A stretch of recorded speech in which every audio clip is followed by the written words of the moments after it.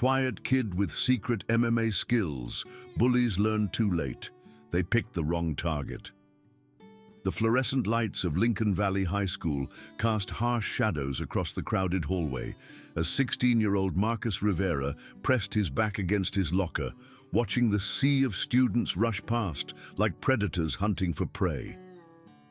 At 5 feet 6 inches and weighing barely 130 pounds, Marcus had the kind of lean, wiry build that made him nearly invisible in a crowd, exactly how he preferred it. His dark hair fell in gentle waves across his forehead, partially obscuring intelligent brown eyes that seemed to absorb everything while revealing nothing. Dressed in faded jeans that hung loosely on his frame and an oversized grey hoodie that had seen better days, Marcus embodied the very definition of unremarkable. What his classmates didn't know, what they couldn't possibly fathom as they dismissed him with barely a glance, was that beneath those baggy clothes lay a body sculpted by 8 years of intensive mixed martial arts training. His father, Roberto Rivera, had been a legendary underground fighter in Mexico before immigrating to the United States, and from the moment Marcus could walk, he had been learning the brutal arts of combat. Muay Thai, Brazilian Jiu-Jitsu, boxing, wrestling, Marcus had absorbed them all like a sponge, spending countless hours in dusty gyms and makeshift training spaces, his hands wrapped in tape, his body pushed to its absolute limits. The Rivera family had moved to Lincoln Valley just 3 weeks ago when Roberto finally landed a steady job at the local auto plant. It was meant to be a fresh start, a chance for Marcus to finish high school without the complications that had plagued him at his previous school in Phoenix. There, his reputation as a fighter had preceded him, making it impossible to blend in or live a normal teenage life. Here in Lincoln Valley, a small town nestled in the mountains of Colorado, Marcus was determined to be just another face in the crowd.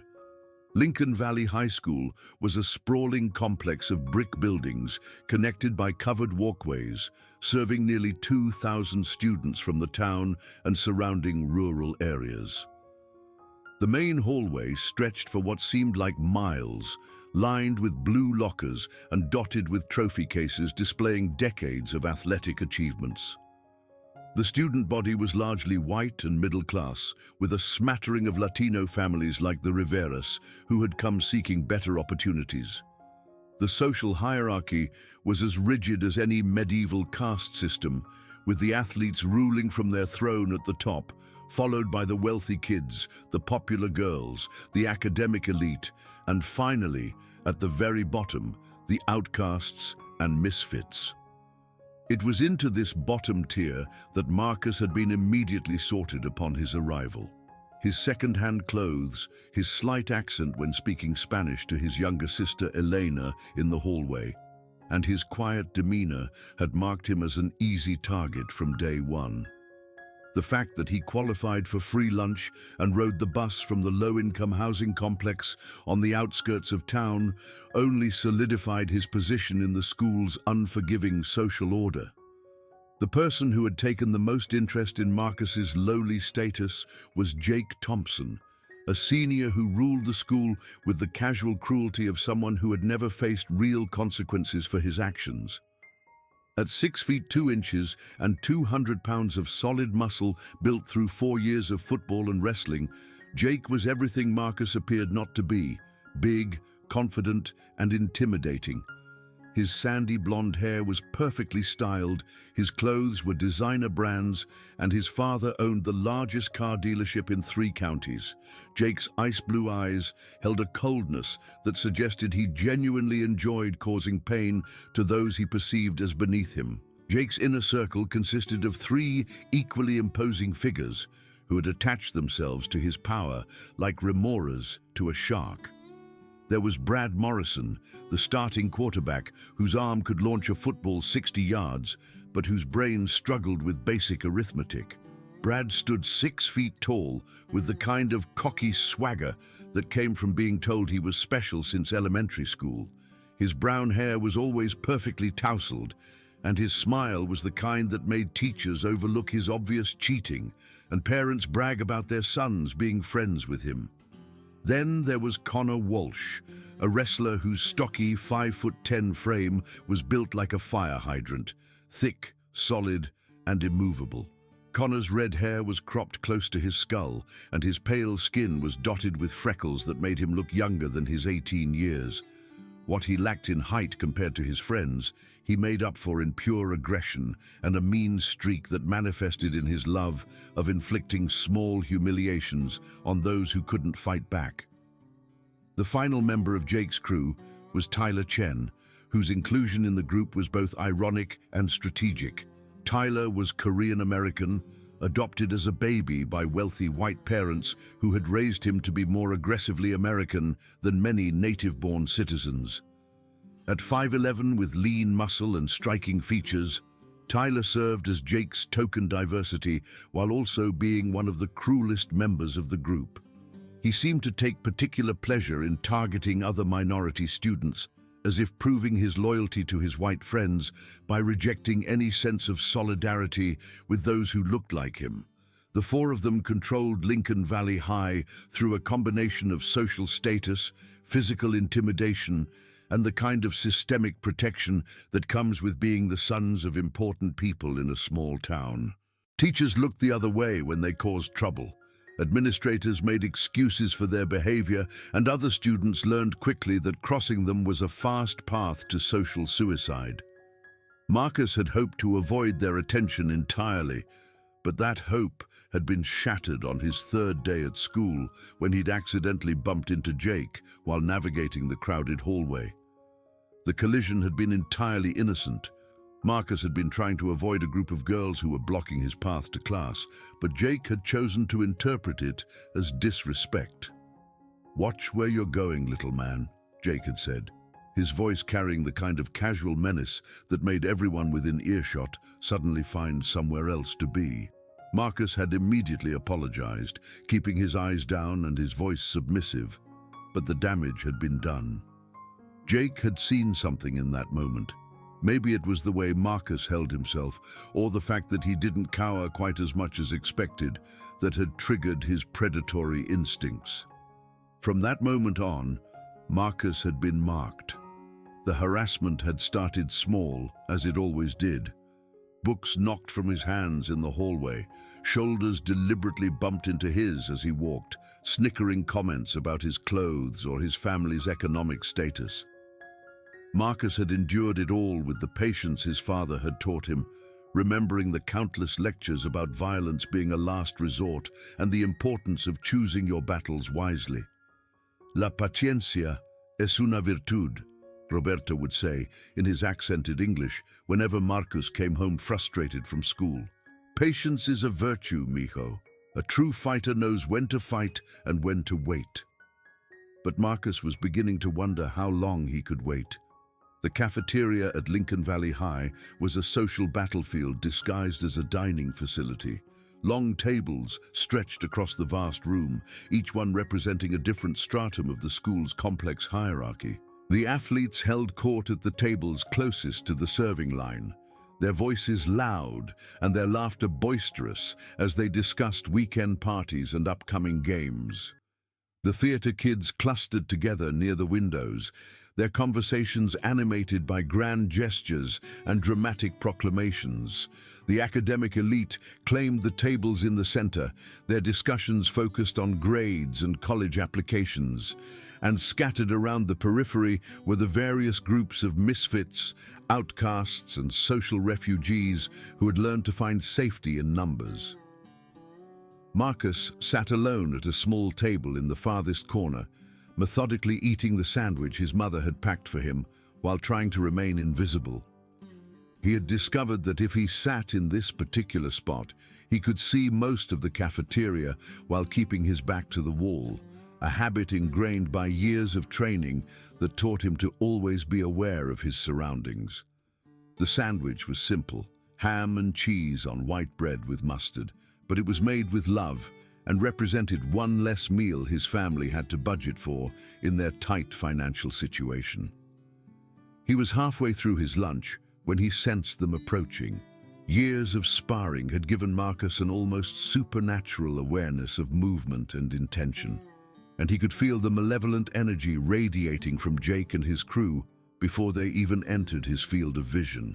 He continued eating, hoping they would pass by, but knowing with a sinking certainty that they wouldn't. Well, Jake's voice cut through the ambient noise of the cafeteria like a blade. Look what we have here, little Speedy Gonzalez eating all by himself. The racist nickname had become Jake's favorite taunt, despite the fact that Marcus was Puerto Rican, not Mexican, and had been born in Chicago. But Jake wasn't interested in accuracy. He was interested in humiliation. Marcus looked up to find all four of them standing around his table like vultures circling carrion. Jake's smile was particularly cruel today, suggesting that he had something special planned. Brad and Connor flanked him on either side, their expressions showing the kind of eager anticipation that came from knowing they were about to witness someone else's suffering. Tyler hung back slightly, his dark eyes glittering with the special malice he reserved for moments like these. "That looks like a sad little sandwich," Connor observed, leaning down to get a closer look. "What's in it? Welfare cheese?" "Probably beans," Tyler added with a laugh. "All these people eat is beans and rice, right?" Marcus kept his expression carefully neutral, even as rage began to build in his chest like steam in a pressure cooker. His father's voice echoed in his mind, reminding him that a warrior's greatest strength was his self-control, but it was becoming harder and harder to maintain that control with each passing day. "You know what I think?" Jake said, his voice taking on a conversational tone that was somehow more threatening than his usual aggression. "I think our little friend here doesn't appreciate how nice we've been to him. I mean, we could make his life really miserable if we wanted to." "We've been practically saints," Brad agreed, his handsome face twisted into an ugly smirk. "Most schools, a weird little freak like this would get stuffed in a locker on day one." Jake reached down and picked up Marcus's sandwich, examining it with exaggerated interest. "This looks pretty gross, don't you think, guys? I'd hate for our new friend to get sick from eating something this nasty." Before Marcus could react, Jake dropped the sandwich on the floor and ground it under his expensive sneaker, twisting his foot back and forth until the bread was completely destroyed and the filling was smeared across the linoleum. The action was performed with such casual cruelty that it took Marcus's breath away, not because of the loss of the sandwich, but because of what it represented, the complete disregard these boys had for anyone they considered beneath them. The cafeteria had gone quiet around them, other students pretending not to notice what was happening while secretly thanking God it wasn't happening to them.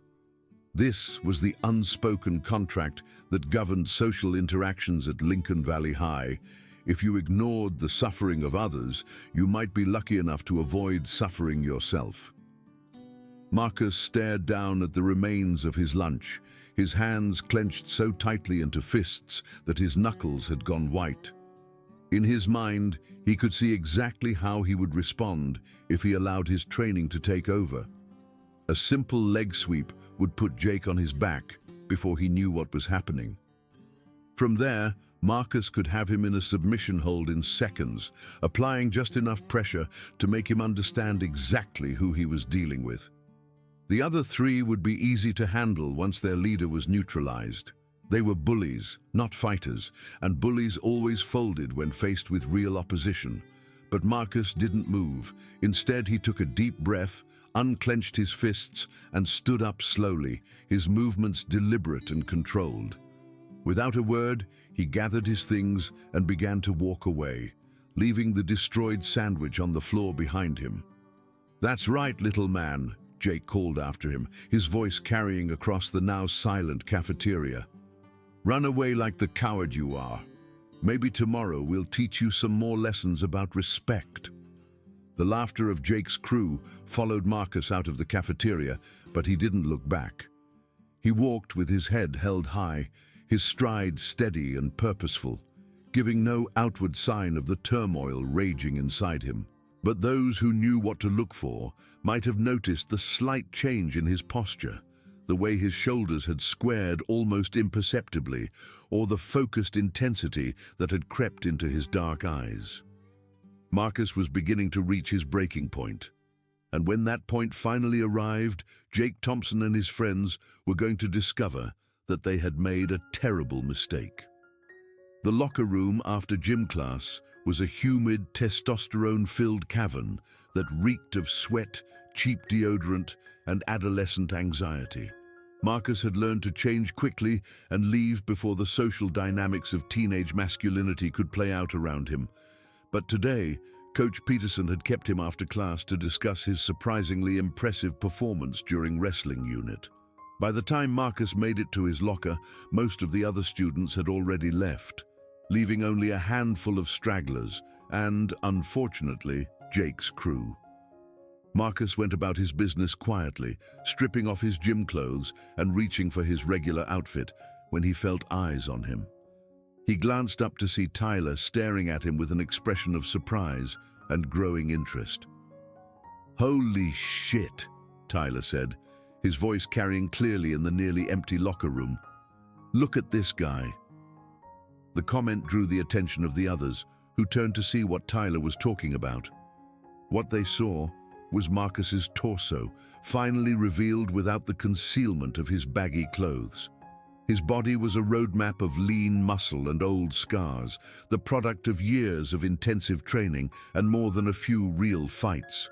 His shoulders were broader than his clothing suggested, his arms were corded with wiry strength, and his chest and back showed the kind of definition that came from thousands of hours of conditioning. But it was the scars that really caught their attention.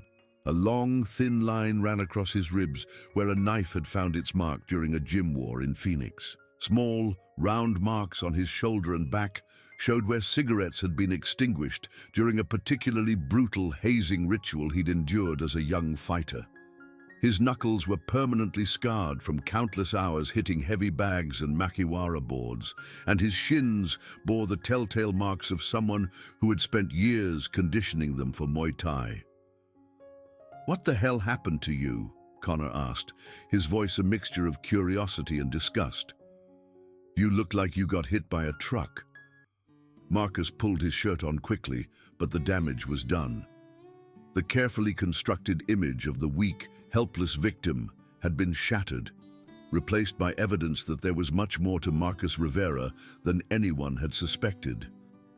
"Those looked like fighting scars," Brad observed, his quarterback brain making connections faster than usual. "Where'd you get them, tough guy?" Jake stepped closer, his predatory instincts fully aroused now. "You been holding out on us, Speedy? You some kind of secret badass?"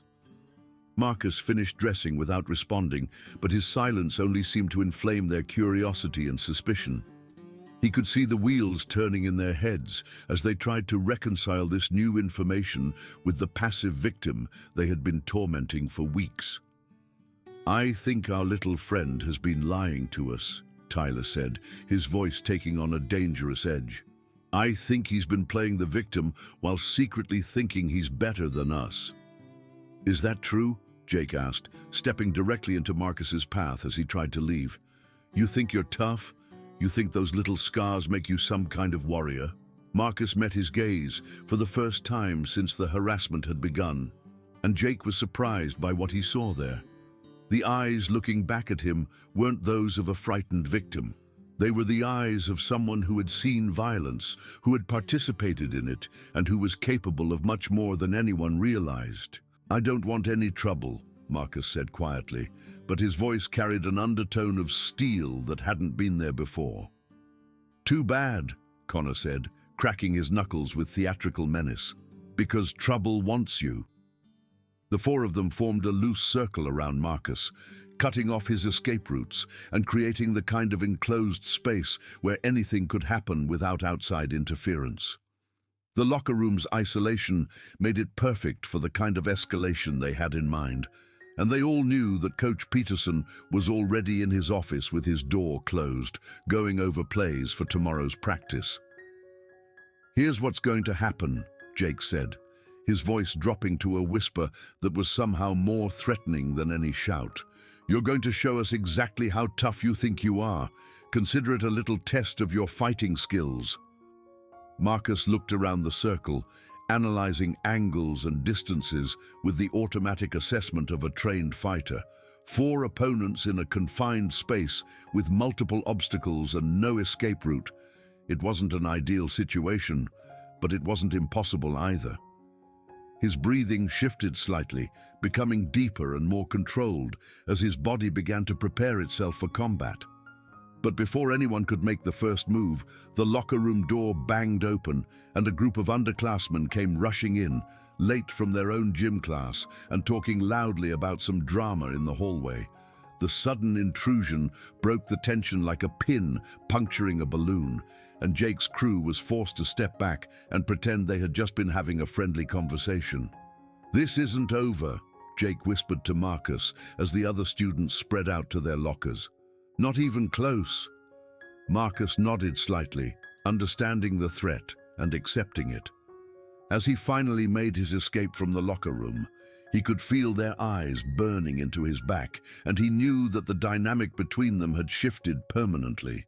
They had seen enough to know that their victim wasn't quite what he seemed, but not enough to understand exactly what they were dealing with. That uncertainty would make them more dangerous, more unpredictable, and more likely to push things to a point where Marcus would be forced to respond. He had managed to avoid violence for 3 weeks, but he could feel the inevitability of it approaching like a storm on the horizon. The question wasn't whether Jake and his friends would push him past his breaking point. It was when and what the consequences would be when they did. That night, Marcus lay in his narrow bed in the small apartment his family shared on the edge of Lincoln Valley, staring at the ceiling and listening to the sounds of his neighborhood settling into sleep. Through the thin walls, he could hear his parents speaking in hushed Spanish about bills and budgets, their voices carrying the weight of immigrant dreams deferred but not abandoned. His younger sister Eleanor slept peacefully in the bed across from his, her 12-year-old face innocent of the harsh realities that govern teenage social hierarchies. The scars on his body ached in the cool night air, each one a memory of lessons learned in pain and blood. His father had tried to give him a different path, but violence had a way of finding Marcus no matter how hard he tried to avoid it.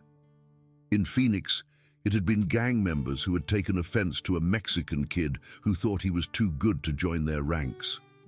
In Denver, before that, it had been racist skinheads who had cornered him outside a convenience store. And before that, in the underground fighting circuits where his father had earned money to support their family, it had been grown men who had underestimated the skinny teenager with fast hands and an iron will. Each fight had taught him something new about himself and about the world. He had learned that violence was often the only language that certain people understood, that mercy was frequently mistaken for weakness, and that sometimes the only way to stop a bully was to hurt them badly enough that they never wanted to face you again. But he had also learned the cost of violence, had seen how it could consume a person if they weren't careful. His father bore scars both physical and psychological from his years as a fighter, and Marcus had watched his mother cry too many nights as she tended to wounds that should never have been inflicted on someone she loved. "Violence is a tool, mijo," Roberto had told him during one of their late-night training sessions in the garage. "But tools can be dangerous if you don't know how to use them properly. A hammer can build a house or it can crush a skull. The choice is always yours." Marcus understood the wisdom in his father's words, but he was beginning to wonder if the choice was really his to make. Jake and his friends were escalating their harassment with each passing day, and Marcus could see the trajectory they were on. Eventually, they would push things too far. And when that happened, all of his father's lessons about patience and restraint would be tested against the much more primal lessons he had learned about survival.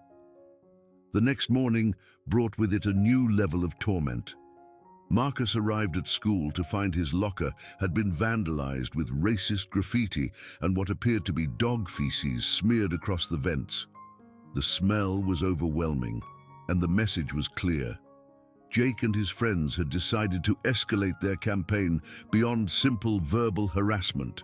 As Marcus stood staring at the mess, other students walked by, some laughing openly, while others looked away in embarrassment or disgust.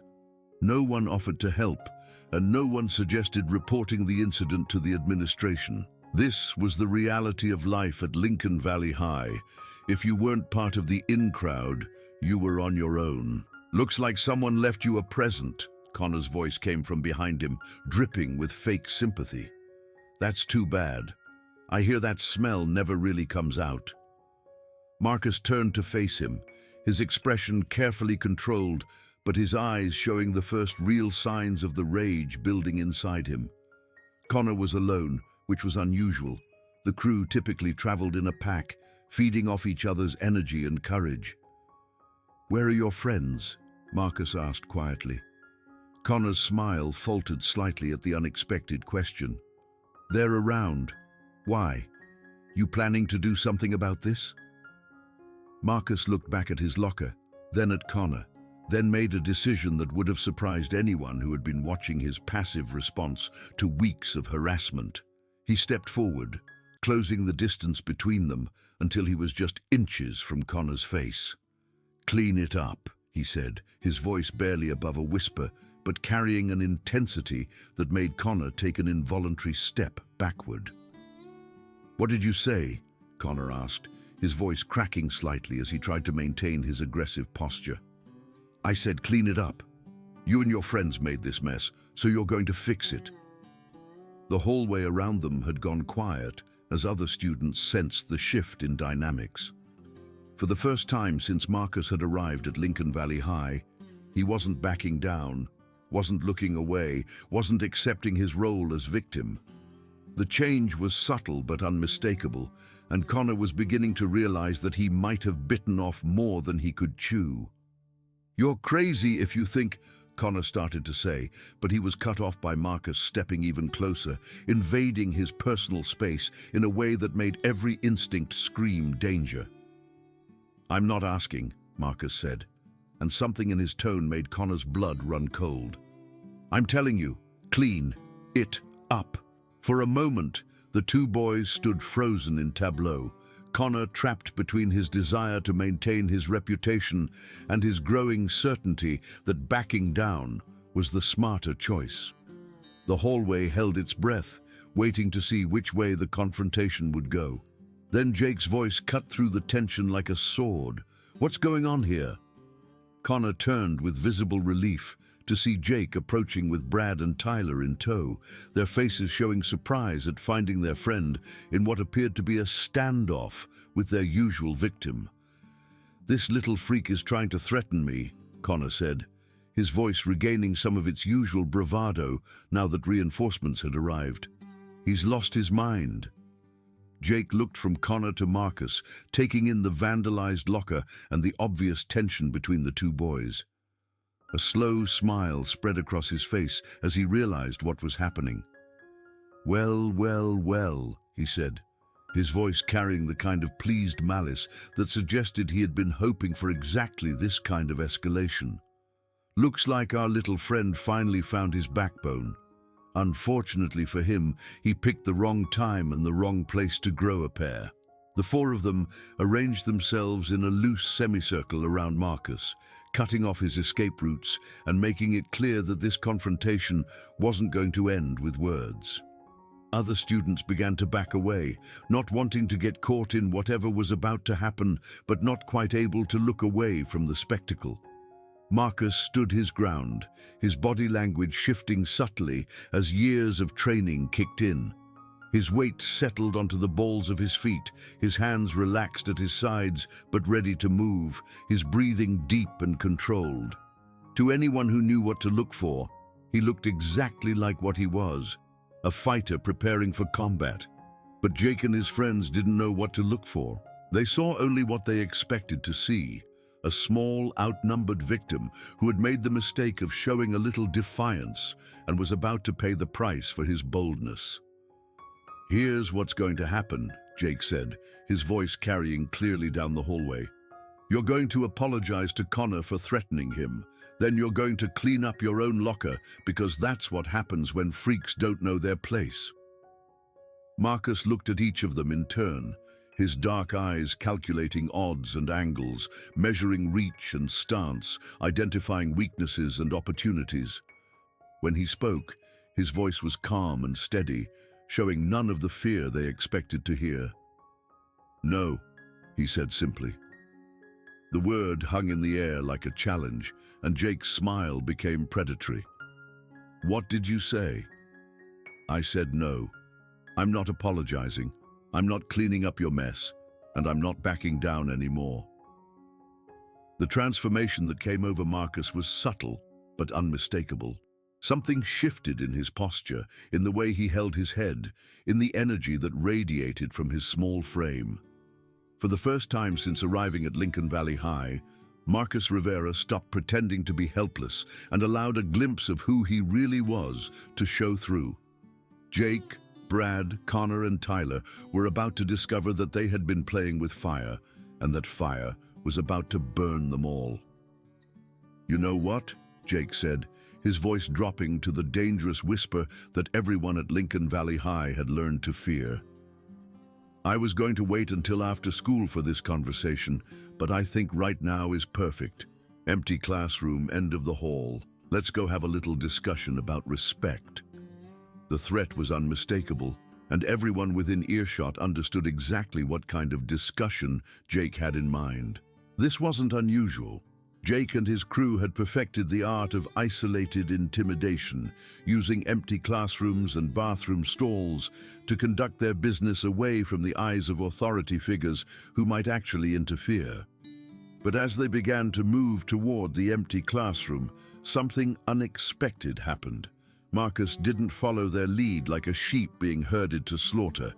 Instead, he stayed exactly where he was, his feet planted firmly on the hallway floor, his arms crossed over his chest in a gesture that was unmistakably defiant. "I'm not going anywhere with you," he said, his voice carrying clearly down the hallway. "If you have something to say to me, say it right here." The boldness of the response caught Jake off guard. In his 4 years of ruling Lincoln Valley High, he had never encountered a victim who refused to be led away for private punishment. His victims always complied, always followed his lead, always accepted their fate with the resignation of sheep accepting the butcher's knife. "You don't have a choice," Brad said, stepping forward with the kind of swagger that had intimidated countless underclassmen over the years. "When Jake says move, you move." "Make me," Marcus replied, and the two words carried such quiet confidence that several students in the hallway stopped what they were doing to stare. The challenge hung in the air like electricity before a lightning strike. Jake's crew looked at each other uncertainly, suddenly faced with a situation they had never encountered before.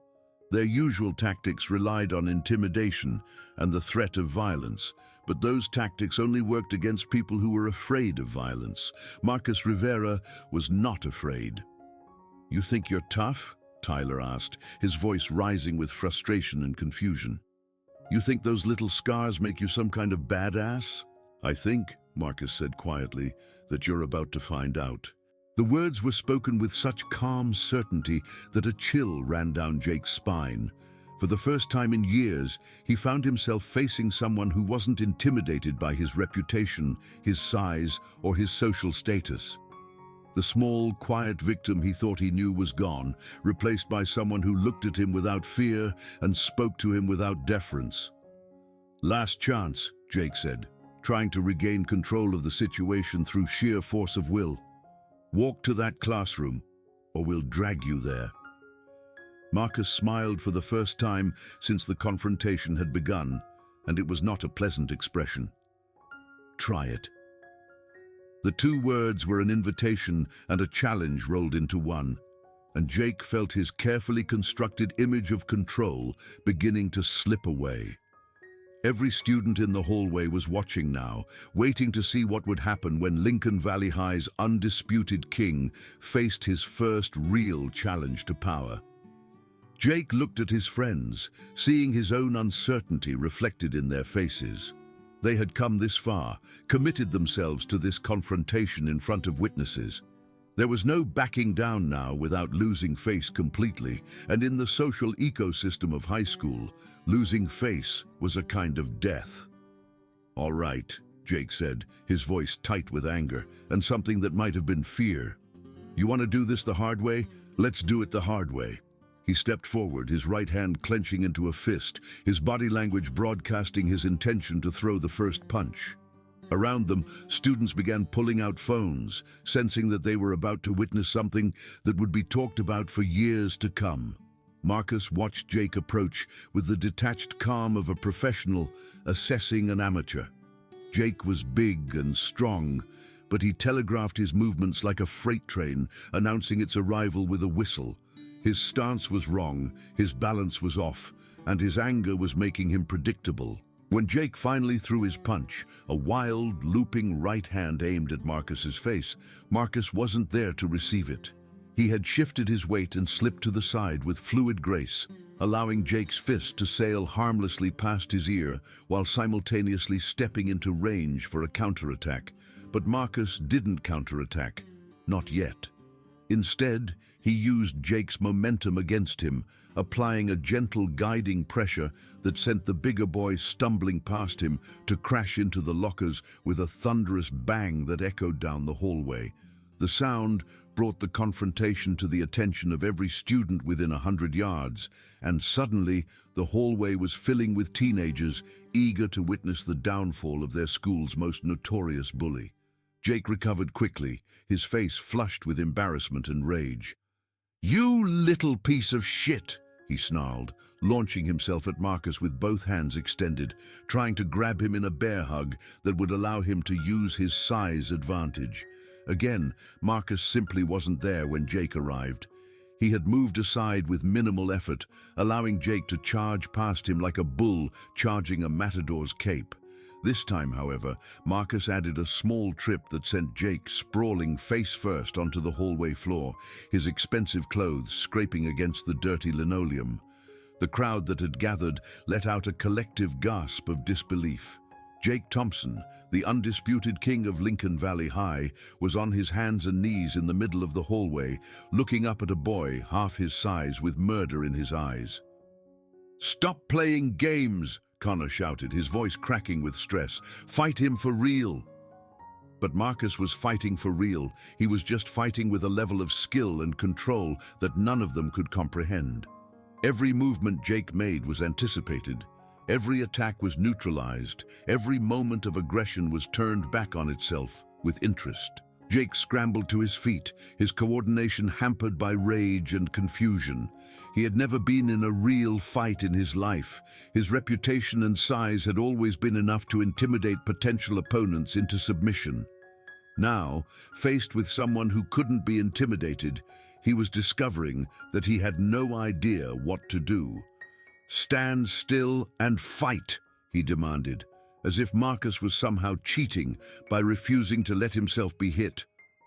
"I am fighting," Marcus replied calmly. "You're just losing." The simple statement, delivered with quiet confidence, hit Jake harder than any physical blow could have. Around them, the crowd was murmuring with excitement and disbelief, phones recording every moment of the school bully's humiliation at the hands of the quiet new kid. Brad decided to join the fight, rushing at Marcus from the side while Jake attacked from the front. It should have been a simple matter of overwhelming their smaller opponent with numbers and aggression, but Marcus had been training for exactly this kind of scenario since he was 8 years old. He moved between them like water flowing around stones, causing them to collide with each other while he remained untouched. A subtle shift here, a gentle redirect there, and suddenly both boys were tangled up in each other's arms while Marcus stood calmly to the side, watching their confusion with something that might have been pity. Tyler joined the fray next, his wrestling background giving him more technical skill than his friends, but still nowhere near enough to challenge someone with Marcus's level of training. Marcus allowed Tyler to get close enough to attempt a takedown, then used a basic sprawl to stuff the attempt before flowing into a front face lock that left Tyler trapped and helpless. But instead of applying the choke that would have ended Tyler's consciousness in seconds, Marcus simply held the position for a moment, demonstrating his control, before releasing Tyler and stepping away. "Stop toying with us!" Jake screamed, his voice echoing off the hallway walls. "Fight like a man!" "This is how men fight," Marcus replied quietly, "with control, with purpose, with honor." The words stung Jake more than any insult could have, because they highlighted everything he wasn't. There was no honor in his bullying, no control in his rage, no purpose beyond the simple pleasure of causing pain to those weaker than himself. Connor made the next attempt, trying to tackle Marcus around the waist in a move borrowed from football. Marcus simply dropped his hips, wrapped Connor's head in a guillotine choke, and squeezed just hard enough to make his point before releasing the hold and pushing Connor away. The four boys stood in a loose circle around Marcus, breathing hard and looking increasingly desperate. Nothing they tried worked. Nothing they did seemed to affect him, and with each failed attempt, their humiliation grew deeper. The hallway was packed now with students who had abandoned their classes to witness the spectacle. Teachers were beginning to notice the crowd and were making their way through the throng to see what was causing the disturbance. Jake, his face purple with rage and embarrassment, reached into his pocket and pulled out something that made the entire crowd gasp in horror. It was a knife, not a large one, just a simple folding blade that he probably used for opening packages, but in the context of a school fight, it might as well have been a sword. "Now let's see how tough you are," Jake snarled, his voice barely recognizable as human. The appearance of the weapon changed everything. Students began backing away more quickly, some screaming, others pulling out phones to call 911. The situation had crossed a line from schoolyard scuffle to potential felony assault, and everyone present knew it. But Marcus didn't back away. If anything, he seemed to relax further, his breathing deepening as his mind shifted into the combat mode that his father had drilled into him since childhood. This was no longer about school politics or teenage drama. This was about survival, and survival was something Marcus understood perfectly. "Put it down, Jake," he said quietly, his voice carrying an authority that made everyone within earshot stop what they were doing and listen. "You don't want to do this." "Shut up," Jake screamed, slashing wildly with the knife. "I'm tired of your games. I'm tired of you making me look stupid." Marcus moved like lightning, his hand shooting out to grab Jake's wrist with surgical precision. In one fluid motion, he twisted the arm at an angle that made Jake scream in pain, while simultaneously stripping the knife from his grip. The blade clattered harmlessly to the floor as Jake found himself trapped in an arm lock that threatened to dislocate his shoulder if he so much as twitched. For a moment, absolute silence filled the hallway. Jake Thompson, the terror of Lincoln Valley High, was completely helpless in the grip of the boy he had been tormenting for weeks. His friends stood frozen, afraid to move lest they escalate the situation further. Marcus held the position just long enough to make his point, then released Jake with a gentle push that sent him stumbling backward into his friends. He kicked the knife across the floor to where it slid harmlessly under a drinking fountain, well out of reach of anyone who might want to continue the fight. "It's over," Marcus said, his voice carrying to every corner of the packed hallway. "All of it, the harassment, the intimidation, the bullying, it stops now." Jake clutched his injured arm, his eyes wild with humiliation and rage. "This isn't over," he gasped. "You think this changes anything? You think—" "I think," Marcus interrupted, his voice calm but carrying an edge of steel that made everyone listening understand that they were hearing something important. "That you've learned what happens when you pick on someone who can fight back. The question now is whether you're smart enough to learn from it. Teachers were finally pushing through the crowd, led by Principal Morrison, whose face was red with anger and exertion. The show was over, but everyone present knew they had witnessed something historic, the end of Jake Thompson's reign of terror and the birth of a new legend. As the crowd began to disperse and authority figures took control of the situation, Marcus Rivera stood quietly in the center of the hallway, his clothes barely mussed, his breathing steady, his demeanor calm. He had done exactly what he had set out to do. He had shown the bullies of Lincoln Valley High that their victims weren't as helpless as they believed. But more importantly, he had shown everyone else that sometimes the only way to stop a bully was to stand up to them, no matter the cost. The immediate aftermath of the hallway confrontation was a whirlwind of administrative procedures, police interviews, and damage control. Principal Morrison, a thin man in his 50s who had been dealing with difficult students for most of his career, found himself faced with a situation unlike anything in his experience. On one hand, he had 4 students who had clearly been the aggressors, including one who had brandished a weapon. On the other hand, he had a new student who had demonstrated fighting skills that bordered on the professional level. Marcus sat in the principal's office, his hands folded calmly in his lap, waiting for the interrogation he knew was coming. Through the glass walls, he could see Jake and his friends in the outer office, their parents arriving one by one to deal with the crisis their sons had created. Jake's father was particularly animated, his voice rising as he demanded to know why his son was being treated like a criminal when he was clearly the victim of an unprovoked attack. "Mr. Rivera," Principal Morrison said as he settled behind his desk, "I think you understand why we need to have this conversation." "Yes, sir," Marcus replied quietly.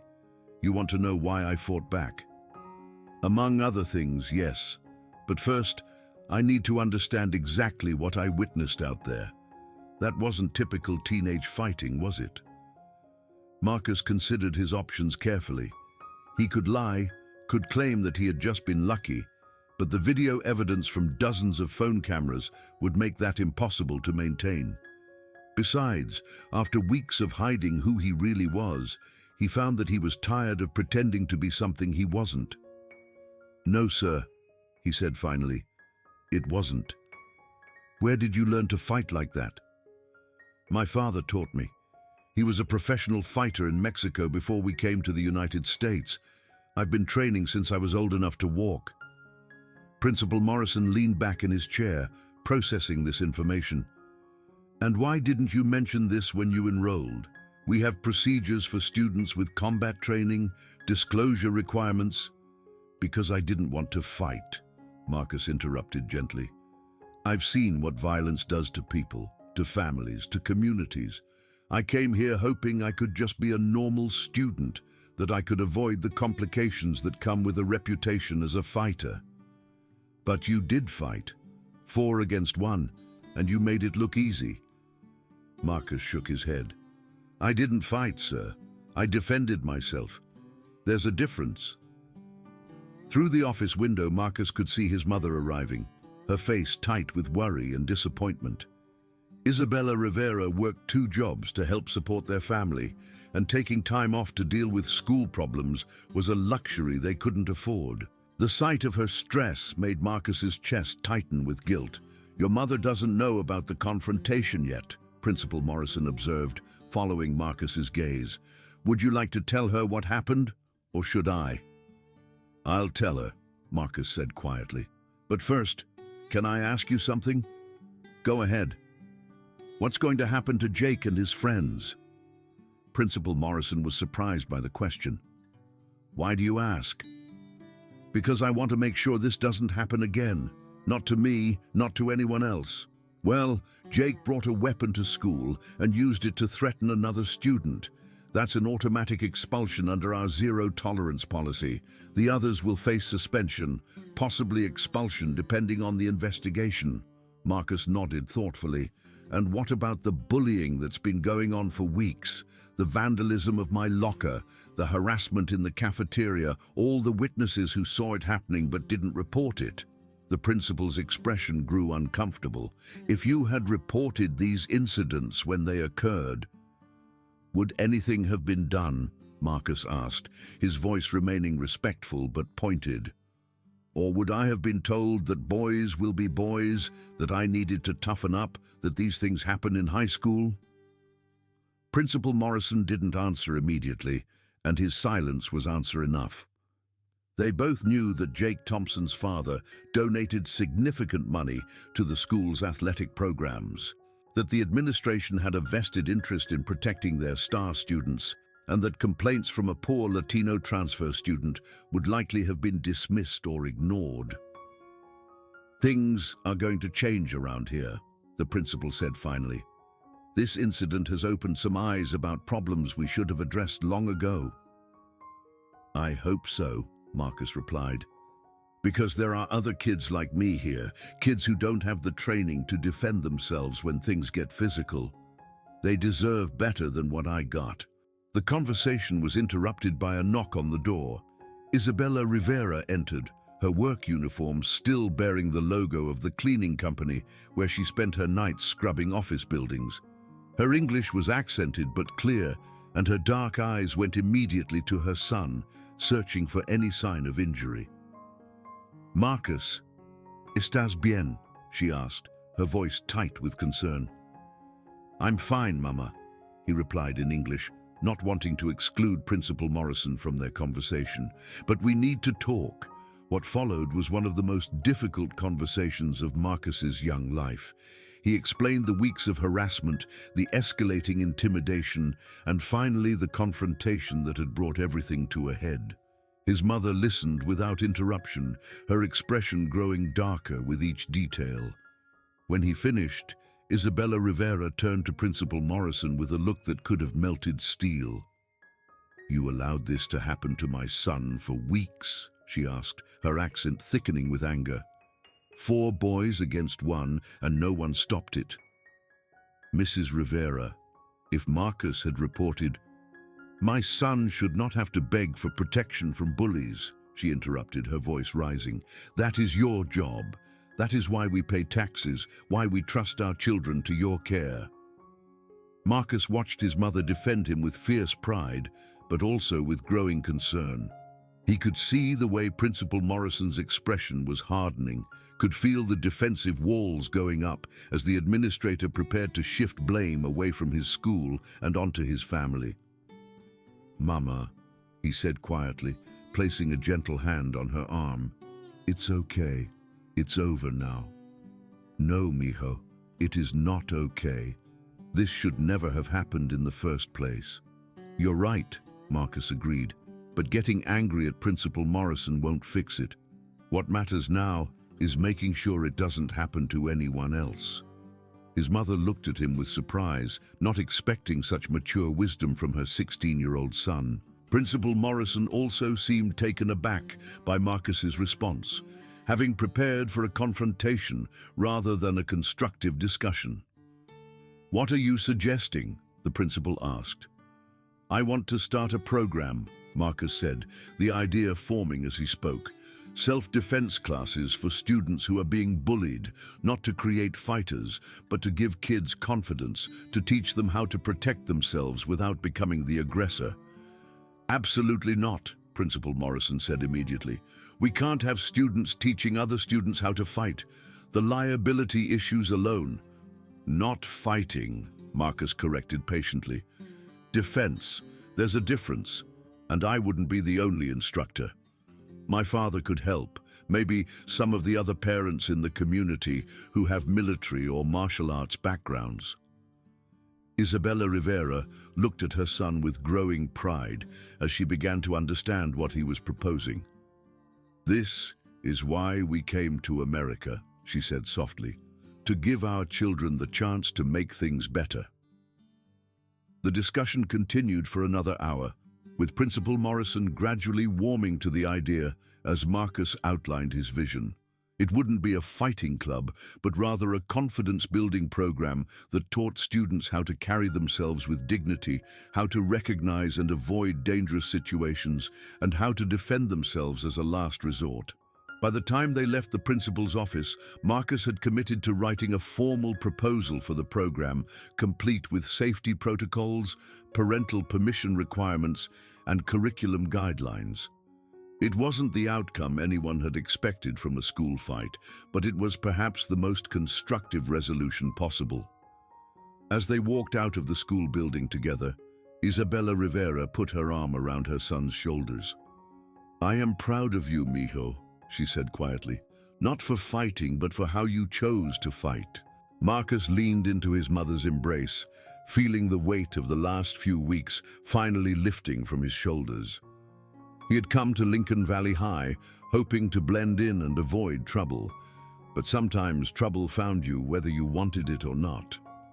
The key was how you chose to respond when it did. The news of the hallway confrontation spread through Lincoln Valley High like wildfire, growing and evolving with each retelling until it took on almost mythical proportions. By the end of the week, Marcus Rivera had gone from invisible transfer student to the most talked-about person in school.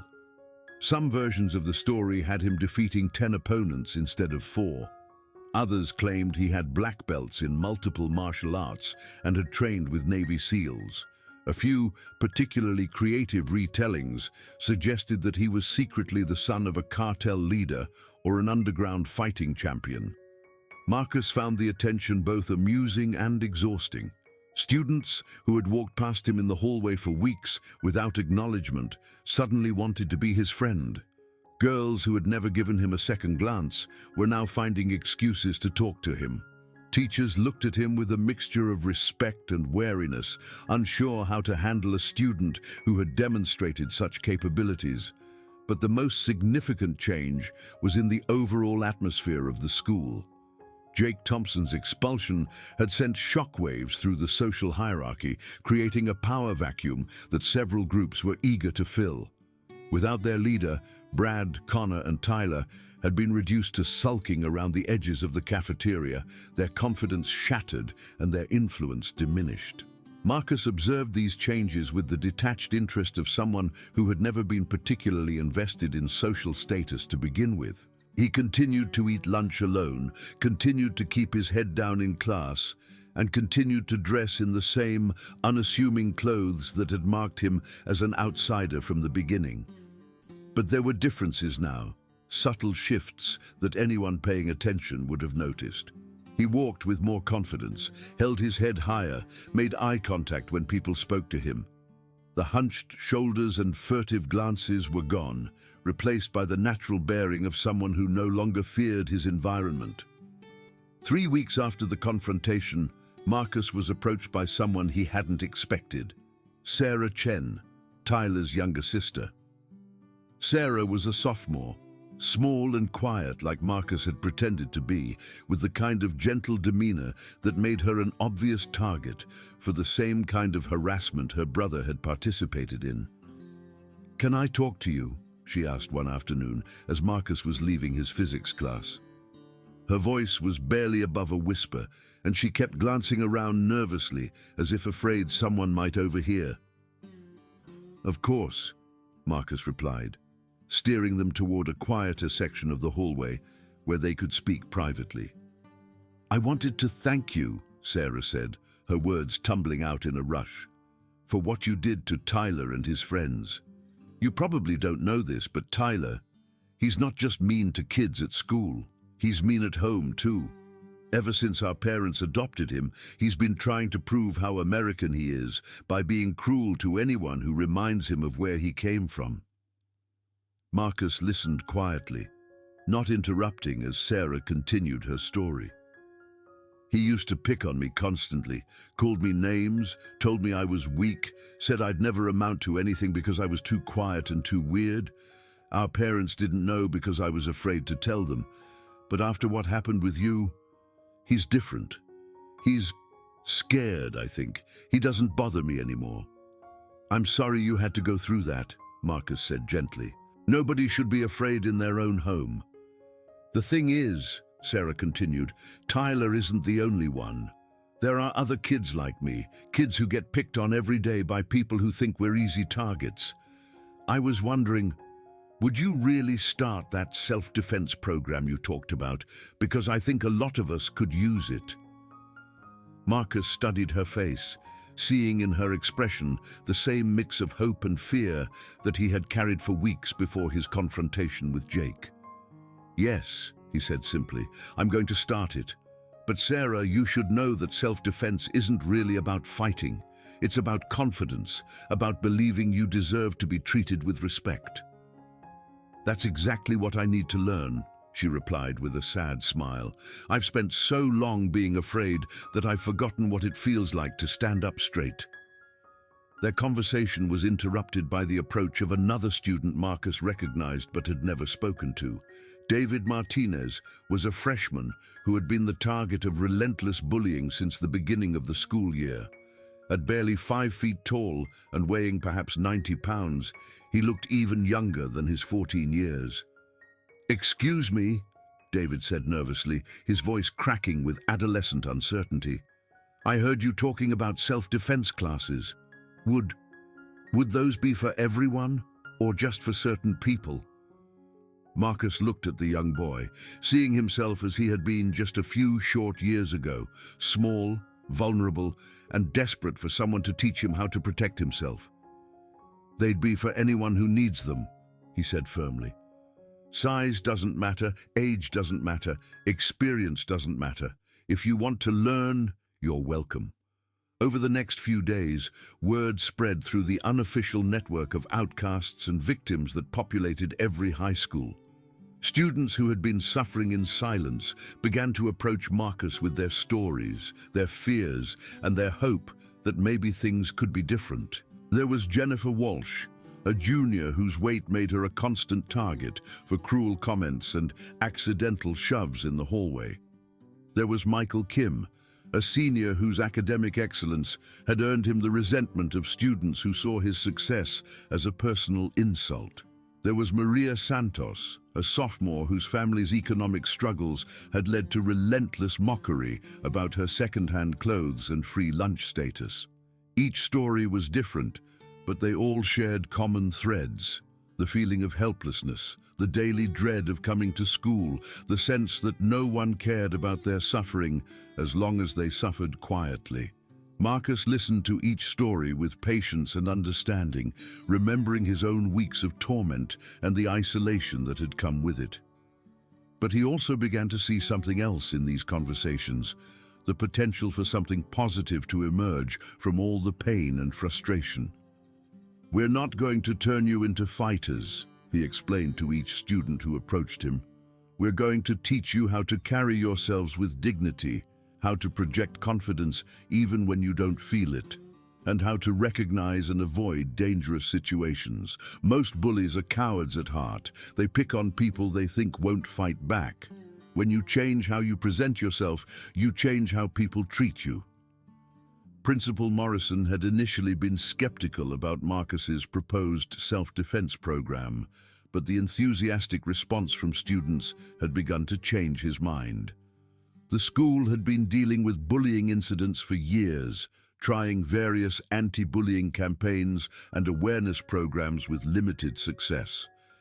The idea of empowering potential victims to protect themselves was unconventional, but it was also showing promise. "I've received over 30 applications for your program," the principal told Marcus during a meeting in his office. "That's 30 students who felt comfortable enough to admit they're being bullied and ask for help. In my experience, that probably represents less than half of the kids who are actually dealing with harassment." "It's a start," Marcus replied. "And once the program gets going, once word spreads about what we're teaching, I think more students will be willing to come forward." "I've also had some interesting conversations with parents," Principal Morrison continued. "Several have volunteered to help with the program. Apparently, your father isn't the only one in this community with relevant experience." Marcus nodded, unsurprised. Lincoln Valley was a small town with a significant military presence due to the nearby Air Force Base. Many of the families had members who had served in combat roles or law enforcement, and Marcus had suspected that some of them might be willing to share their knowledge if asked. "There's one more thing," the principal said, his expression growing more serious. "I've been thinking about what you said after the incident with Jake Thompson, about how the school failed to protect you, failed to take action when action was needed." Marcus waited, sensing that something important was coming. "You were right. We knew there was a bullying problem. We knew Jake and his friends were causing trouble, but we chose to look the other way because they were athletes, because their families had influence, because it was easier to ignore the problem than to confront it." The admission was clearly difficult for the older man, and Marcus respected the courage it took to acknowledge institutional failure. "That's going to change," Principal Morrison continued. "We're implementing new policies, new procedures for reporting and investigating harassment. We're training teachers to recognize the signs of bullying and to take action when they see it. And we're making it clear that social status, athletic ability, and family connections will no longer protect students who choose to prey on their classmates." "That's good," Marcus said quietly. "But policies and procedures only work if people are willing to use them. The real change has to come from the students themselves, which is why your program is so important. You're teaching kids to stand up for themselves, but you're also teaching them to stand up for others. That's the kind of cultural change we need." Their conversation was interrupted by a knock on the door. Roberto Rivera entered, still wearing his work clothes from the auto plant, his weathered hands bearing the permanent stains of motor oil and honest labor. "Papa," Marcus said, standing to greet his father, "I didn't expect you." "Principal Morrison asked me to come," Roberto replied in his accented English. "He wants to discuss the program we are planning." What followed was a productive meeting between the three of them, outlining the structure and goals of what they decided to call the Confidence and Self-Defense Workshop. Roberto would serve as the primary instructor, drawing on his years of professional fighting experience and his natural teaching ability. Marcus would assist, helping to bridge the gap between the adult instructor and the teenage students. "This is not about creating fighters," Roberto emphasized, his voice carrying the authority of someone who had seen the true cost of violence. "This is about giving these young people the tools they need to protect themselves and others. Physical techniques, yes, but more importantly, mental strength and emotional resilience." The program would meet twice a week after school in the gymnasium, with sessions divided between physical training and classroom discussions about conflict resolution, situational awareness, and the psychology of bullying. Parents would be required to attend an orientation session, and students would need to commit to a code of conduct that emphasized using their training only for defense and protection. As they finalized the details, Marcus felt a sense of purpose that he hadn't experienced since arriving at Lincoln Valley High. He had come to this school hoping to hide from his past, to escape the reputation and complications that came with being known as a fighter. Instead, he had discovered that his experiences and abilities could be used to help others facing the same struggles he had endured. The first session of the Confidence and Self-Defense Workshop was scheduled for the following Monday. As Marcus left the principal's office with his father, he felt the weight of responsibility settling on his shoulders. 30 students had signed up for the program, 30 young people who were counting on him to help them find the strength and confidence they needed to reclaim their lives. It was a challenge he was ready to accept, and a chance to prove that sometimes the best way to overcome your own demons was to help others fight theirs. The first session of the Confidence and Self-Defense Workshop took place on a rainy Monday afternoon in the Lincoln Valley High School gymnasium. Marcus arrived early with his father, helping to arrange mats and equipment while nervous energy coursed through his veins. He had faced down 4 bullies in front of half the school without breaking a sweat, but the prospect of teaching other students filled him with a different kind of anxiety. "Nervioso?" Roberto asked, noting his son's restless energy. "A little," Marcus admitted. "What if I can't help them? What if they expect me to turn them into fighters overnight?" His father smiled, the expression transforming his weathered face. "Mijo, you have already helped them more than you know. They are here because you showed them it was possible to stand up, to fight back, to refuse to be a victim. The rest is just details." As 3:30 approached, students began filtering into the gymnasium in small groups, their body language betraying their mix of hope and uncertainty. Sarah Chen arrived first, accompanied by David Martinez and Jennifer Walsh.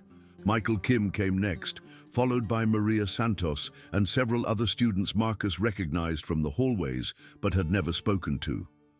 By the time Roberto called the group to order, 32 students had assembled on the gymnasium mats, more than had originally signed up, as word of the program had continued to spread.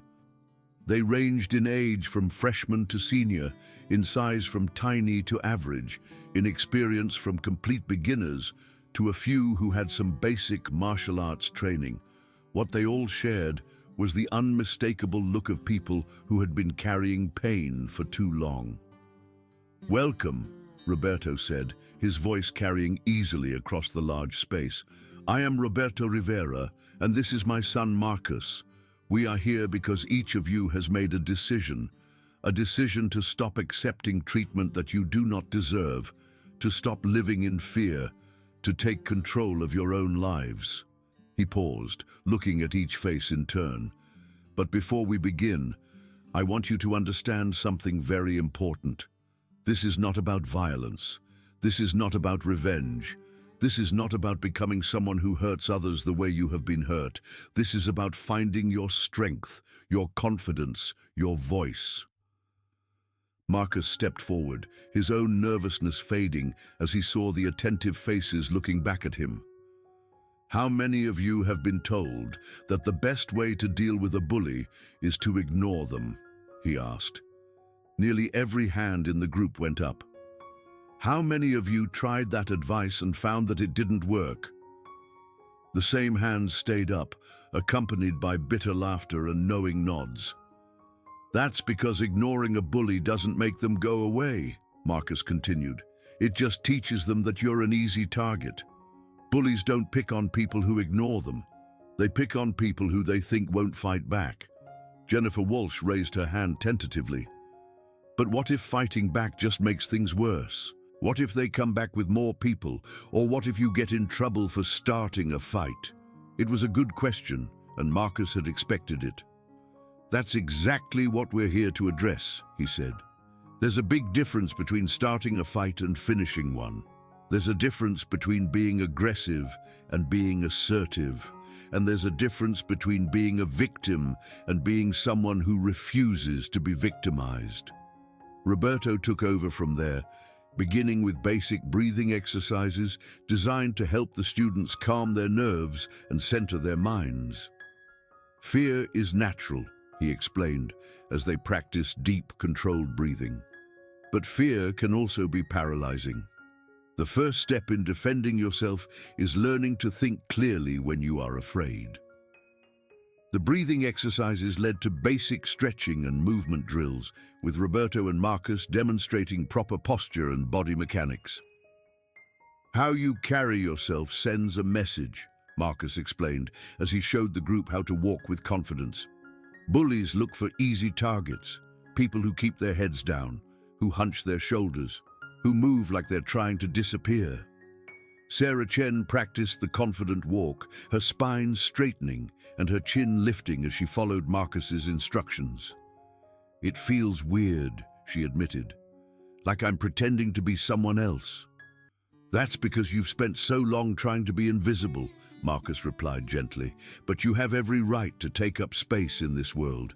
You have every right to walk with your head up and your shoulders back." The session continued with basic self-defense concepts, situational awareness, recognizing potential threats, trusting instincts, and creating distance from dangerous situations. Roberto emphasized again and again that the goal was to avoid confrontation whenever possible, but to be prepared to defend oneself when avoidance wasn't an option. "The best fight is the one that never happens," he told the group as they practiced identifying exit routes and safe spaces throughout the gymnasium. "But if someone forces a fight on you, you must be ready to end it quickly and definitively."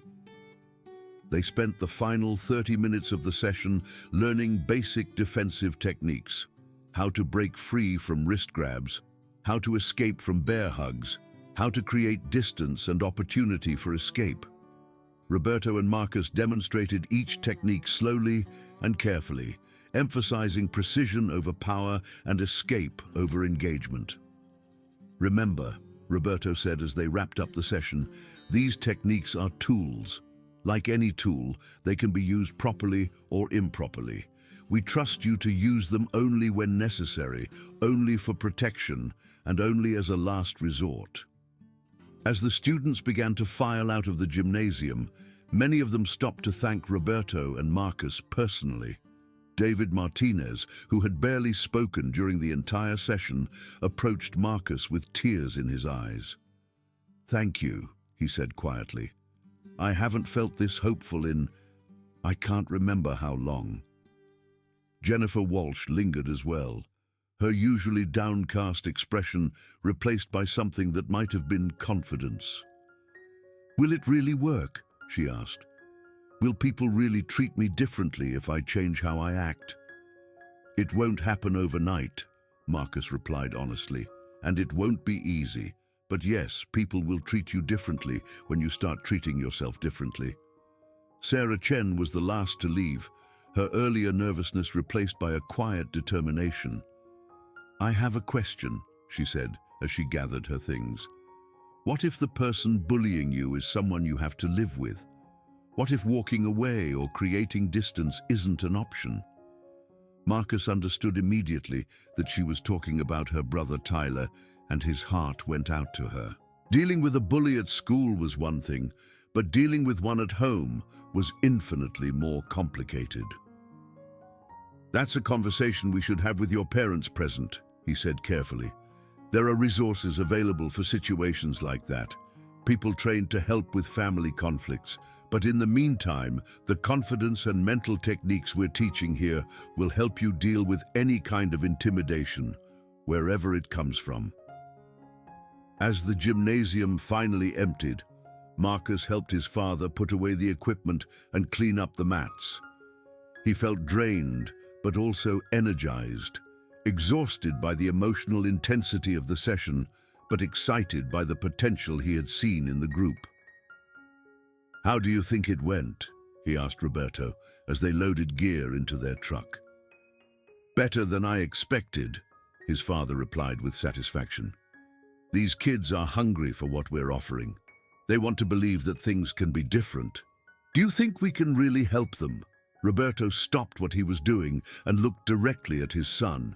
"Mijo, you have already helped them. Today, 32 students learned that they don't have to be victims. They learned that someone cares about their suffering and is willing to do something about it. They learned that change is possible." As they drove home through the darkening streets of Lincoln Valley, Marcus reflected on the events of the past few weeks. He had come to this town hoping to escape his reputation as a fighter, hoping to blend in and avoid the complications that came with being known for his abilities. Instead, he had discovered that sometimes running from who you are only leads you back to yourself. His skills, his experiences, his father's teachings, they were all part of him, and they could be used for good or ill, depending on the choices he made. Today, he had chosen to use them to help others find their own strength. It felt like the beginning of something important, something that could change not just his own life, but the lives of everyone around him. The second session of the workshop, held 3 days later, saw the arrival of several new faces.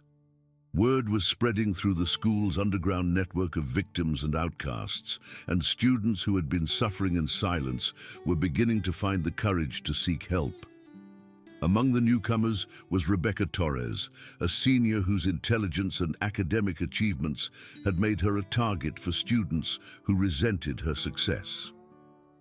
She was followed by James Peterson, a sophomore whose stutter had made him the subject of cruel mimicry and constant harassment. But the most surprising addition to the group was Ashley Thompson, Jake's younger sister. Ashley was a junior, small and blonde like her brother, but with an entirely different demeanor. Where Jake had been arrogant and cruel, Ashley was quiet and thoughtful. She kept to herself at school, avoided drawing attention, and seemed to carry herself with the kind of careful watchfulness that suggested she understood what real cruelty looked like. "I know what you're thinking," she said to Marcus before the session began. "You're wondering why Jake Thompson's sister would want to learn self-defense." Marcus had indeed been wondering exactly that, but he wasn't about to turn away someone who was asking for help. "Everyone's welcome here," he said simply. "Your reasons are your own." Ashley nodded gratefully. "My brother, he wasn't always like he became. When we were little, he was actually pretty protective of me. But over the years, especially after he got popular and started hanging out with Brad and the others, he changed. He became someone I didn't recognize." She paused, her voice becoming smaller. "I kept thinking that if I stayed quiet enough, stayed out of the way enough, maybe I could avoid becoming a target. But I realized after what happened between you two that I was already a target. I was just a target who had given up fighting back." The session began with a review of the previous week's material, with Roberto testing the students' retention of basic concepts and techniques. Marcus was pleased to see that most of them had been practicing the confidence-building exercises he had taught them, walking taller and making more eye contact than they had just a few days earlier. "Today we're going to talk about something very important," Roberto announced as the group settled into their circle on the mats. "We're going to talk about the difference between being aggressive and being assertive." He gestured for Marcus to join him in the center of the circle. "Many of you have been victims of aggression, people who use their size, their strength, or their social position to intimidate and harm you. But the answer to aggression is not more aggression. The answer is assertiveness." What followed was a series of role-playing exercises designed to help the students practice standing up for themselves without escalating to violence. Marcus and Roberto demonstrated different scenarios: someone cutting in line, someone making cruel comments, someone trying to take something that didn't belong to them. "Watch Marcus's body language," Roberto instructed as they went through the exercises. "See how he stands tall but not threatening. See how he speaks firmly but doesn't raise his voice. See how he maintains eye contact without glaring. This is assertiveness." They practiced de-escalation techniques, ways to diffuse tense situations before they could turn physical. They learned about the power of witnesses, how bullies often backed down when their behavior was called out in front of others. They discussed the importance of documentation, keeping records of harassment that could be used to build a case with school administrators or law enforcement. "But what if none of that works?" asked James Peterson, his stutter making the question difficult, but his determination clear. "What if they won't leave you alone, no matter what you do?" "Then you defend yourself," Marcus replied without hesitation. "But you defend yourself smartly, proportionally, and with the goal of escape rather than punishment." The remainder of the session was spent learning more advanced defensive techniques: how to break free from chokes, how to escape from being pinned against a wall, how to create opportunities to run when running seemed impossible. Roberto emphasized footwork and positioning, teaching the students to use angles and movement rather than trying to match strength with strength. "A smaller person can always defeat a larger person if they fight smarter rather than harder," he explained, as he demonstrated a technique that used leverage and momentum to send a much larger opponent sprawling. But remember, the goal is always to escape, never to continue the fight once you have the opportunity to leave. As the weeks passed, the transformation in the workshop participants became increasingly obvious. Students who had spent years walking through the hallways with their heads down were now making eye contact and speaking up in class. Those who had been easy targets for harassment found that bullies were beginning to leave them alone, sensing a change in their demeanor that suggested they might not be such easy victims anymore. The changes weren't just physical, though the basic self-defense training was certainly building confidence. The real transformation was psychological. Students were learning to value themselves, to believe that they deserved to be treated with respect, and to understand that they had the power to change their circumstances. Marcus noticed the changes in his own daily experience at school as well. Students who had never acknowledged his existence before were now nodding to him in the hallways, thanking him for the program, and sharing stories of how the training had helped them in various situations. But perhaps the most significant change was in the overall culture of Lincoln Valley High School. Word of the workshop had spread beyond the participants to the general student body, and many students who had never been directly involved in bullying were beginning to question their own passive complicity in the harassment they witnessed daily. "I saw something interesting today," Sarah Chen told Marcus after one particularly productive workshop session. Billy Martinez was picking on David in the cafeteria, doing his usual routine of knocking books out of David's hands and calling him names. But instead of just watching like everyone usually does, 3 different students spoke up and told Billy to knock it off. Marcus smiled, understanding the significance of what Sarah was describing. "That's the real goal," he said. "Not just teaching individuals to defend themselves, but creating a culture where bullying isn't tolerated by anyone." "David stood up for himself too," Sarah continued. "He didn't fight or anything, but he looked Billy right in the eye and told him to stop. Billy actually backed down." "Good for David," Marcus replied, feeling a surge of pride for the young freshman who had been so timid and frightened just a few weeks earlier. But not everyone at Lincoln Valley High was pleased with the changes taking place.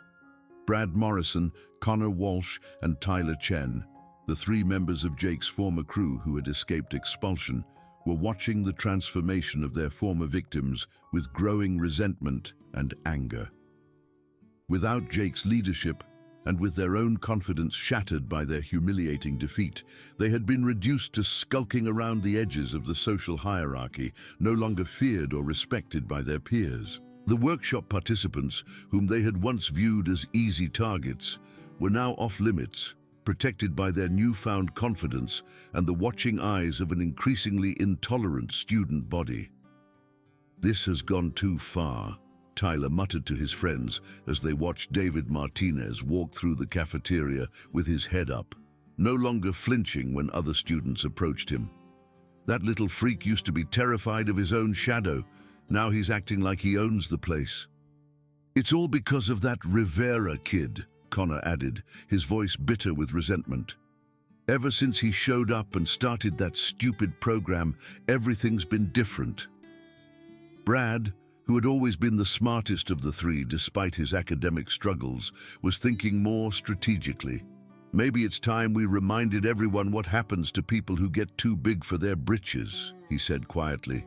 "Maybe it's time we showed these losers that they're still losers, workshop or no workshop." Their opportunity came the following Friday afternoon, when they spotted Jennifer Walsh walking alone toward the parking lot after staying late for a student council meeting. Jennifer had been one of the most transformed participants in the workshop, trading her hunched shoulders and downcast eyes for confident posture and direct eye contact. But confidence and training were one thing. 3-on-1 with no witnesses was something else entirely. They cornered her between 2 rows of cars, cutting off her escape routes just as they had done to Marcus weeks earlier. But unlike Marcus, Jennifer didn't have 8 years of intensive martial arts training to fall back on. "Well, look who thinks she's hot stuff now," Brad said, his voice carrying the same cruel tone that had once terrorized students throughout the school. Little Jenny Walsh, walking around like she owns the place. Jennifer's heart began to race, but she forced herself to remember Roberto's teachings about breathing and remaining calm under pressure. She stood as tall as her 5'3" frame would allow and looked directly at her tormentors. "I don't want any trouble," she said, her voice steady despite her fear. "Let me pass." "Let you pass?" Tyler laughed, the sound harsh and ugly. "Since when do you get to make demands? Since when do you get to tell us what to do?" "Since I stopped being afraid of you," Jennifer replied, surprising herself with her own boldness. The response enraged Connor, who stepped closer with his fists clenched. "You think that little workshop makes you tough? You think knowing a few moves makes you some kind of fighter?" Jennifer assessed her situation quickly, just as she had been taught. 3 opponents, no escape route, no witnesses. Exactly the kind of scenario Roberto had warned them might happen. But she also remembered his words about creating opportunities, about using an opponent's anger and overconfidence against them. "I think," she said carefully, "that you 3 are about to make a very big mistake." Her calm confidence clearly wasn't what they had expected, and for a moment they hesitated, remembering how their last confrontation with a workshop participant had ended. But their anger and resentment overcame their caution, and Brad stepped forward with his hand raised. What happened next would become another legend at Lincoln Valley High School, though this time the hero was a previously timid girl who had found the courage to stand up for herself when it mattered most. Jennifer didn't try to fight 3 larger opponents. That would have been suicide. Instead, she used the techniques Roberto had taught her about creating chaos and opportunity. As Brad reached for her, she stepped aside and gave him a firm push that sent him stumbling into Tyler. In the same motion, she brought her knee up sharply into Connor's solar plexus, doubling him over and creating the opening she needed. But instead of trying to run, Jennifer did something completely unexpected. She opened her mouth and screamed at the top of her lungs. Not a scream of fear, but a deliberate, sustained alarm that echoed across the parking lot and brought people running from every direction. "Help! Assault! 3 guys attacking a girl!" The scream brought immediate results. Students, teachers, and parents began converging on their location, drawn by the urgency in Jennifer's voice and the serious nature of her accusations. Brad, Connor, and Tyler found themselves surrounded by witnesses. Their attempted intimidation turned into a very public humiliation. "What's going on here?" demanded Coach Peterson, who had been walking to his car when he heard the commotion. "These 3 cornered me between the cars," Jennifer said, her voice clear and strong. "They were trying to intimidate me because I'm part of the self-defense workshop." The accusation hung in the air like a challenge, and everyone present understood its significance. This wasn't just a random conflict. It was an attempt by Jake Thompson's former crew to reassert their dominance over students who had found the courage to stand up for themselves. "Is this true?" Coach Peterson asked, looking directly at Brad. "We were just talking to her," Brad mumbled, his earlier confidence evaporating under the scrutiny of so many witnesses. "Talking?" Jennifer shot back. "You cornered me, blocked my path, and threatened me because you don't like that I'm not afraid of you anymore." More adults had arrived by now, including Principal Morrison and several other teachers. The 3 boys found themselves facing not just social humiliation, but potential criminal charges, as their actions had clearly crossed the line from bullying into assault and intimidation. "This ends now," Principal Morrison said, his voice carrying the authority of someone who had finally decided to take a firm stand. "All 3 of you, my office, immediately. Jennifer, are you hurt?" "No, sir," Jennifer replied, still breathing hard from adrenaline, but clearly proud of how she had handled the situation. "I'm fine." As the crowd began to disperse and the three would-be bullies were led away by administrators, Jennifer found herself surrounded by students offering congratulations and support. For the first time in her high school career, she felt like she belonged, like she was part of a community that valued her well-being.